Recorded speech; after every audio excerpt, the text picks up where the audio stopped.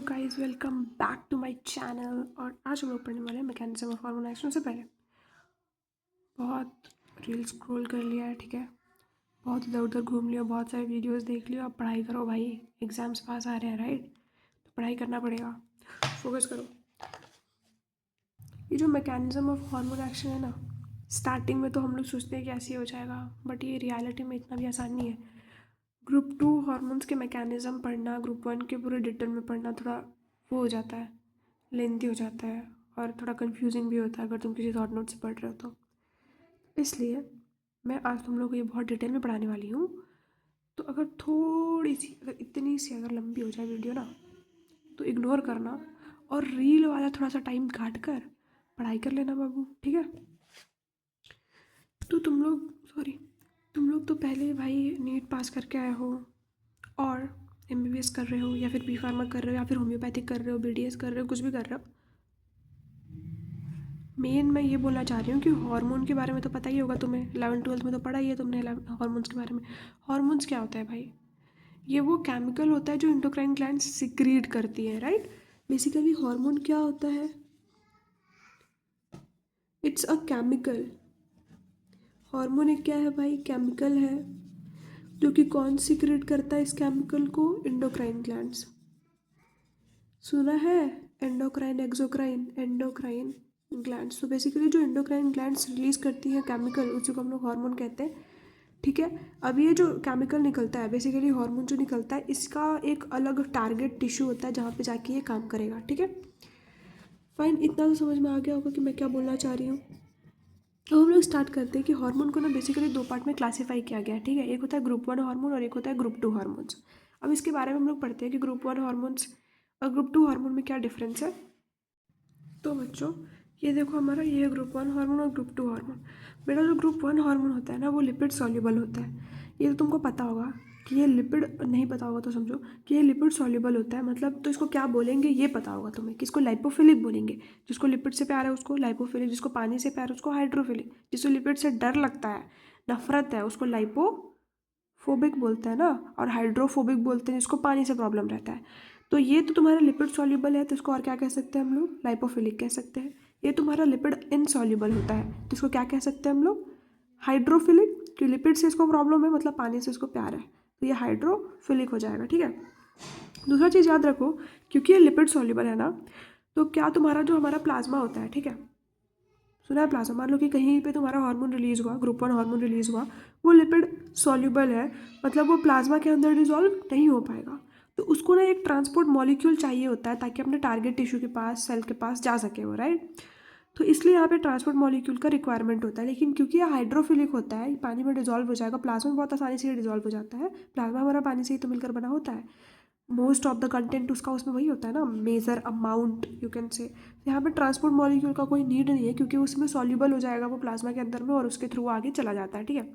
ये जो होता है ना, इंट्रासेलुलर रिसेप्टर इसके प्रेजेंट होते हैं। इसका मतलब ये है कि यहाँ पे जो बेसिकली जो सेल होता है ना, क्योंकि ये लिपिड सॉल्युबल है और हमारा सेल मेम्ब्रेन के अंदर में जो लिपिड सॉल्युबल सब्सटेंस होता है उसको आसानी से आने देता है, लेकिन जो लिपिड सॉल्युबल नहीं होता उसको नहीं आने देता।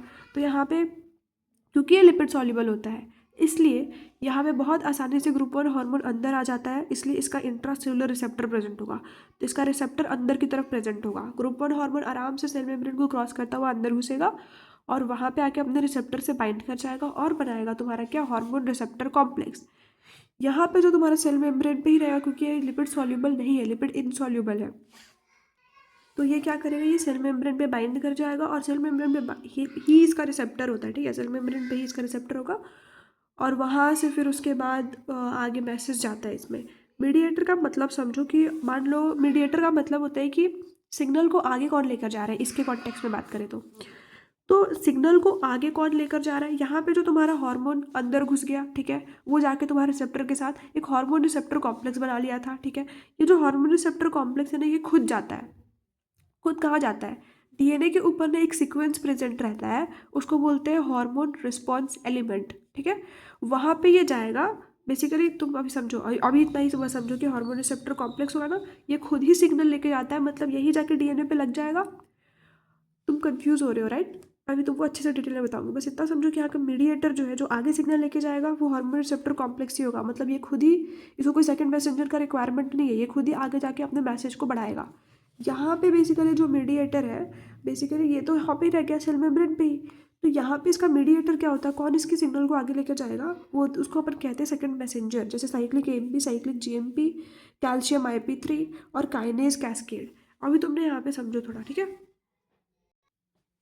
ये देखो, ये लॉन्ग हाफ लाइफ है, इसका शॉर्ट हाफ लाइफ है। इसको ऐसे याद कर सकते हो कि जो तुम्हारा लिपिड है ना, वो लिपिड, ये बेसिकली ये लिपिड सॉल्युबल होता है, राइट। तो ये प्लाज्मा में डिजॉल्व नहीं होता है, तो ये जल्दी पिघलता नहीं है। पिघलता है क्या जल्दी, लिपिड के कॉन्टेक्स्ट में मत सोचना। तो जल्दी नहीं पिघल रहा है, तो इसलिए इसका लॉन्ग हाफ लाइफ हो रहा है। ये बहुत जल्दी पिघल जाता है, सब पानी के साथ देखो, प्लाज्मा के साथ सॉल्युबल होकर आ रहा है, ठीक है। तो इसका जो हाफ लाइफ होगा, ऐसे लोगों का हाफ लाइफ क्या होता है, छोटा होता है। तो शॉर्ट हाफ लाइफ, यहाँ पे लॉन्ग हाफ लाइफ, ठीक है। हम लोग सबसे पहले ग्रुप 1 हार्मोन का ना एक मैकेनिज्म देख लेते हैं एज अ होल, ठीक है। तो बेसिकली जो ग्रुप 1 हार्मोन होता है, मैंने बोला था कि इसका जो रिसेप्टर होता है ना, वो इंट्रासेलुलर रिसेप्टर होता है। मतलब सेल मेम्ब्रेन में नहीं रहेगा, बल्कि सेल के अंदर रहेगा। सेल के अंदर भी कहाँ कहाँ रह सकता है, सेल के अंदर या तो ये साइटोप्लाज्म में रह सकता है, या फिर ये सेल के अंदर न्यूक्लियस में हो सकता है, ठीक है। तो जो ग्रुप 1 हार्मोन है, वो सबसे पहले आता है तुम्हारा अंदर सेल के अंदर, हार्मोन रिसेप्टर कॉम्प्लेक्स बना लेता है। उसके बाद ये जो हार्मोन रिसेप्टर कॉम्प्लेक्स होता है, वो हार्मोन रिस्पॉन्स एलिमेंट से जुड़ता है। अब ये क्या होता है बेसिकली, यहाँ पे तुम देखोगे, मान लो कि ये तुम्हारा जो है ना, ये DNA है, ठीक है। दिस इज योर DNA, ठीक है। यहाँ पे ना तुम्हारा एक, ये जो तुम्हारा हार्मोन रिसेप्टर कॉम्प्लेक्स है ना, इसके लिए एक साइट होता है बेसिकली बाइंड करने के लिए। इसको अपन बोल रहे हैं, जो DNA पे प्रेजेंट है ना, उसको बोल रहे हैं hormone response element. This is your hormone response element, ठीक है।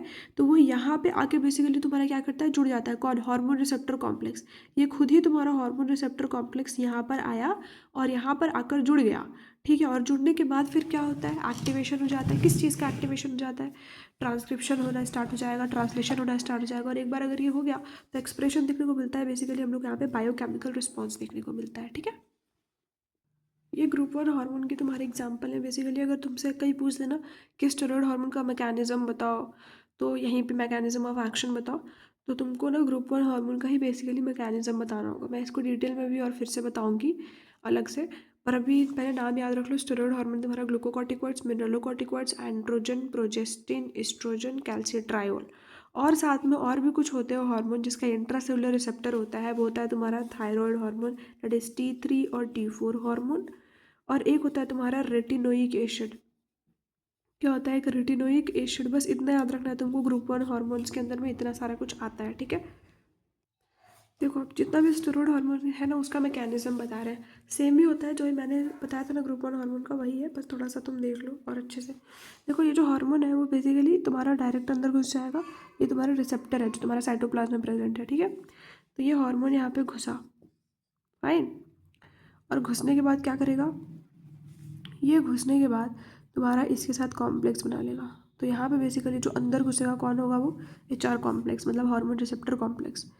तो यहाँ पे जो तुम्हारा हार्मोन और रिसेप्टर कॉम्प्लेक्स बन रहा है, ये कहाँ पे जाएगा, ये जो तुम्हारा हार्मोन रिस्पॉन्स एलिमेंट है, मान लो यहाँ पे है, यहाँ पे जाएगा ये, ठीक है। और उसके पास जाके क्या करेगा, वो बाइंड कर जाएगा। This is hormone response element. उसके बाद क्या होगा, उसके बाद ये होगा कि ये यहाँ पे फिर उसके बाद ये बना देगा, तुम्हारा ट्रांसक्रिप्शन होगा बेसिकली। ट्रांसक्रिप्शन के बाद हम लोग को पता ही है कि ट्रांसक्रिप्शन के बाद mRNA बनता है, तो ये mRNA का फॉर्मेशन हो जाएगा। उसके बाद हमें पता है कि यहाँ से ट्रांसलेशन होता है, और ट्रांसलेशन होने के बाद क्या बनाता है, प्रोटीन बनाता है। और अगर एक बार प्रोटीन बन गया तो फिर तुमको आराम से रिस्पॉन्स मिल जाएगा, and that response is called biochemical response. लेकिन इसमें हम लोगों ने थायराइड हार्मोन और रेटिनोइक एसिड के बारे में बात नहीं किया। देखो, जो थायराइड हार्मोन होता है और रेटिनोइक एसिड होता है ना, उसका जो मैकेनिज्म ऑफ एक्शन होता है वो थोड़ा अलग होता है। उनका रिसेप्टर जो होता है ना, वो इंट्रान्यूक्लियर रिसेप्टर होता है। क्या होता है, इंट्रान्यूक्लियर रिसेप्टर। मतलब क्या है कि न्यूक्लियस के अंदर में इनका रिसेप्टर प्रेजेंट होगा। बेसिकली न्यूक्लियस का प्रोटीन, या यूँ समझ लो कि जो रिसेप्टर ये लोग यूज़ कर रहा है, वो कहाँ पे प्रेजेंट होगा, न्यूक्लियस के अंदर में, इसलिए बोलते हैं इसको इंट्रान्यूक्लियर रिसेप्टर्स। अब देखो, अगर तुमसे कोई पूछे what is the mechanism of T3 T4 और रेटिनोइक एसिड का क्या होता है मैकेनिज्म ऑफ एक्शन, तो देखो ये क्या करता है, हमने बोला था कि इसका जो रिसेप्टर होता है, इसमें इंट्रान्यूक्लियर रिसेप्टर होता है। ये हार्मोन सबसे पहले सेल मेम्ब्रेन को क्रॉस करता हुआ चला जाएगा, because they are also lipid soluble. ये अंदर आने के बाद फिर, क्योंकि मैंने बोला था कि न्यूक्लियस के अंदर में, अब तो ये न्यूक्लियस के अंदर आएगा और रिसेप्टर के साथ बाइंड कर जाएगा और बना लेगा हार्मोन रिसेप्टर कॉम्प्लेक्स। अच्छा ये रिसेप्टर के साथ बाइंड करेगा नहीं करेगा, देखो जब ना हार्मोन नहीं आया रहता है ना, उस टाइम पे ना एक को रिप्रेसर होता है जिसको आप लोग बोलते हैं नेगेटिव इफेक्टर, ठीक है, वो ना इससे बाइंड करके रखता है और बेसिकली ये ट्रांसक्रिप्शन ट्रांसलेशन को प्रिवेंट कर रहा होता है, ठीक है। लेकिन जैसे ही तुम्हारा हार्मोन आके रिसेप्टर से बाइंड करेगा ना, तो वो रिलीज हो जाता है, जो नेगेटिव इफेक्टर होता है वो रिलीज हो जाएगा, ठीक है। और जो को एक्टिवेटर होते हैं बेसिकली, जिसको अपन बोलते हैं कि पॉजिटिव इफेक्टर, पॉजिटिव इफेक्टर वो होता है जो कि इसको हेल्प करेगा बेसिकली ट्रांसलेशन और ट्रांसक्रिप्शन होने में, ठीक है। तो वो सब आके जुड़ जाएगा। तो समझो जो नेगेटिव इफेक्टर है वो हट रहा है, ठीक है, जो उसको सप्रेस कर रहा था। और जो हमारा पॉजिटिव इफेक्टर है जो हमको हेल्प करेगा ये पूरा कराने में, वो आके जुड़ रहा है, ठीक है। तो number of positive effector attach to DNA, इतना ये बात समझ में आई तुम्हें। उसके बाद क्या होगा, ट्रांसक्रिप्शन, उसके बाद क्या होता है, फिर एमआरएनए बनता है, और एमआरएनए से फिर क्या हो जाता है, फिर ट्रांसलेशन होता है, और ट्रांसलेशन होने के बाद क्या बनेगा, फिर प्रोटीन बन जाता है, ठीक है। उसके बाद अगर प्रोटीन बन गया तो क्या आएगा, तुम्हारा बायोकेमिकल रिस्पॉन्स। कंफ्यूज नहीं होना है बच्चों। अगर तुमसे पूछेगा इन जनरल कि ग्रुप वन हार्मोन का मैकेनिज्म ऑफ एक्शन बताओ, तो डायरेक्ट बता देना तुम, ठीक है, जैसा मैंने पहले बताया था। अगर तुमसे बोलेगा स्टेरॉयड हार्मोन का मैकेनिज्म ऑफ एक्शन बताओ, तो मैंने जो बताया था तुम्हें वही बता देना। अगर तुमसे बोलेगा कि मैकेनिज्म ऑफ एक्शन बताओ मेरे को थायराइड का या फिर रेटिनोइक एसिड का, तो ये पूरा बना देना, ठीक है। देखो कंफ्यूज नहीं होना है, अलग अलग पूछे अलग अलग बताओ भाई, इससे बाहर तो पूछ ही नहीं सकता है। अब जो ग्रुप टू हार्मोन का जो वीडियो है वो मैं अगले वाले में डालूंगी, क्योंकि ग्रुप टू हार्मोन बहुत ज़्यादा ही मेरे को लगता है कॉम्प्लिकेटेड है, उसको बहुत अच्छे से समझना पड़ेगा, और अगर मैं यहाँ पे बना लूँगी तो बहुत टाइम हो जाएगा। तो अगर तुमको वीडियो समझ में आया हो, पसंद आया हो, तो बाबू लाइक करो, बाबू मैया जो भी हो यार, भाइयों बहनों बेटों बेटियों, सब क्या करो, लाइक करो, शेयर करो और सब्सक्राइब करो, ठीक है।